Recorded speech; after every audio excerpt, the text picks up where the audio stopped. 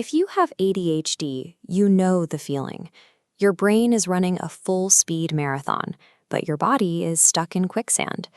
Your mind is moving at maximum velocity, jumping between the email you forgot, the dishes in the sink, the laundry, and the looming appointment you should have prepared for yesterday. From the outside, you look like you're sitting perfectly still.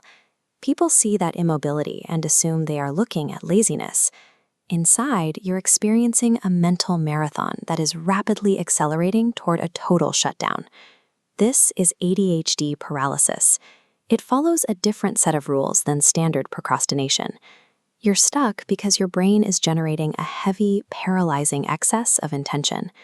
Sitting on the couch in this state feels nothing like relaxation. It is a physiological lockout, far removed from a conscious choice to avoid work. You find yourself internally begging your limbs to just stand up, yet you remain physically unable to start. Your brain continues to generate urgency and guilt, but the body refuses to respond. As time passes, the pressure builds, making it even harder to move.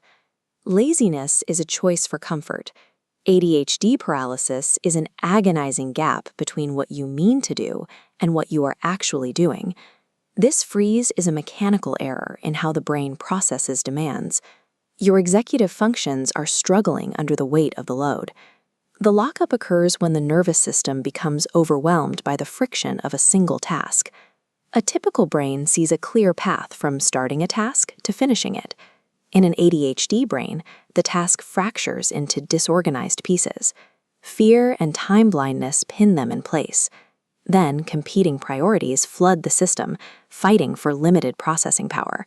A basic household chore has now accumulated so much invisible friction that the brain begins to register it as a threat. The task hasn't changed, but your brain has reached its processing limit.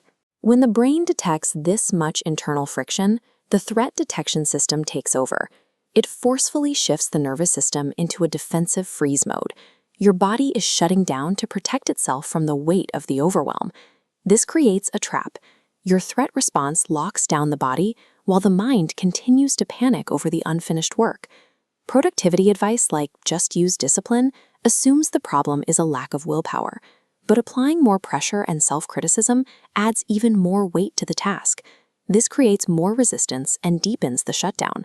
You cannot bully a frozen nervous system into action. The way out is through interruption. You need a sensory pattern break strong enough to cut through the mental fog. Stand up for 10 seconds. Splash cold water on your face. Move one object in the room.